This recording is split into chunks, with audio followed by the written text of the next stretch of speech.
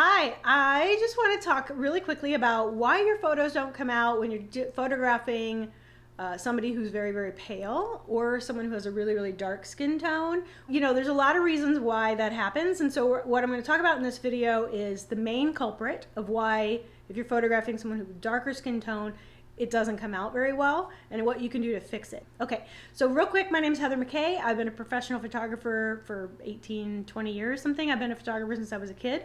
But I've been a wedding photographer for 18 years. And I worked at a photo lab before that. So if you're new to this channel, I appreciate you swinging by. I don't normally do tech tutorials because I feel like that's covered all over the place on the internet. But what I'm getting is a lot of comments on my channel that they like having a female perspective, which is cool to hear. I oversimplify things and I don't get super nerdy. So apparently people like that. So if you're one of those people, please hit like, subscribe, and comment, and feel free to share this with somebody else, because that helps not only my channel grow, but also it helps you teach YouTube what kind of content you will want to see. So you'll see more stuff from other content creators if you do those things. So we all appreciate because it's free content. So without further ado, let's just talk about, I just wanted to address why darker skin tones have a hard time. And this applies for very, very pale people too, but it's the opposite problem. Right now, we're dealing with, you know, I live in America, so I just want to talk about this. So the real problem is, and I did another video about the exposure triangle, so I'm not going to talk too much about that. I'm going to take it from a different angle with this video. So the main culprit with any kind of photography, anything you're doing, if your photo exposure doesn't come out right, if it looks too washed out, if it looks too dark, and you didn't mean it to be that way, you weren't doing it on purpose for a reason, if your exposure is all wrong, the problem is your camera wants everything in the scene to be gray.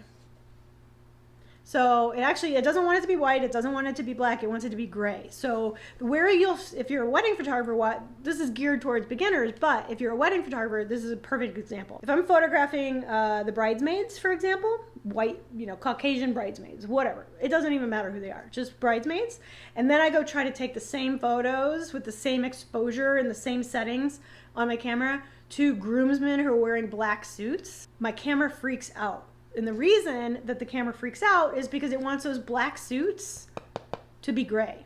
It wants her white wedding dress to be gray.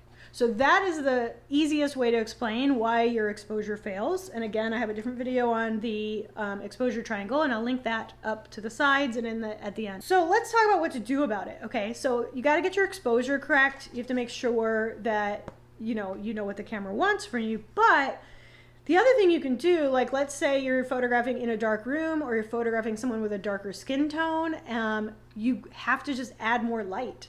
It's basic reflectiveness. If I'm a very, very pale person, like my natural skin tone in the winter is very pale, then if I have a flash, it's just gonna bounce off of me because I'm super white, and it's just gonna throw all that back at the camera, okay?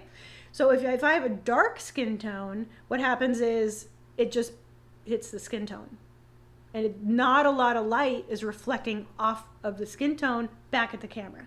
So those are the reasons why a super pale person or a darker skin tone get tricked in the camera. If it's a darker skin tone, you might need more light. Again, exposure is always the answer. So if I'm photographing blonde-haired white bride with a white wedding dress in full sun, that's a lot of light, and everything about her is reflecting light back at the camera. If I've changed my f-stop, I've changed my shutter speed, I've changed my ISO, then removing light, which means getting her out of the sun, that's the quickest thing to do to take out some light, put her in the shade, put her in a doorway with an overhang so it's like overcast. There's a million other things you can do, and again, YouTube is full of those kinds of tutorials of like how to use a reflector and how to use scrims and all kinds of nerdy stuff, but that's the simplest thing. If she's reflecting too much light and it's too bright, first of all, bring down your ISO. Then also your shutter speed. You want a faster shutter speed because that'll cut light out. There's all these things, but the easiest thing to do if you don't want to mess with that stuff for some reason, like if, again, at a wedding I'm working quickly, I don't want to mess with my camera settings all the freaking time, the best thing to do would be put that bride in shade, and that automatically is going to take out a lot of light. There's creative reasons why you'd want sun. A lot of times what I'll do is I'll put her back to the sun so her hair's all lit up, or her veil. and that way the sun is coming in behind her and not on her where I'm photographing. That's another just example. I'm trying to give you like real world examples for these things. And then for groomsmen who are wearing dark suits or somebody with a dark skin tone, I can add light. I can put a flash on my camera. I can bring them out into the sunshine. So it depends. I would do that differently depending on how consistent I want those wedding photos. That's just a wedding example.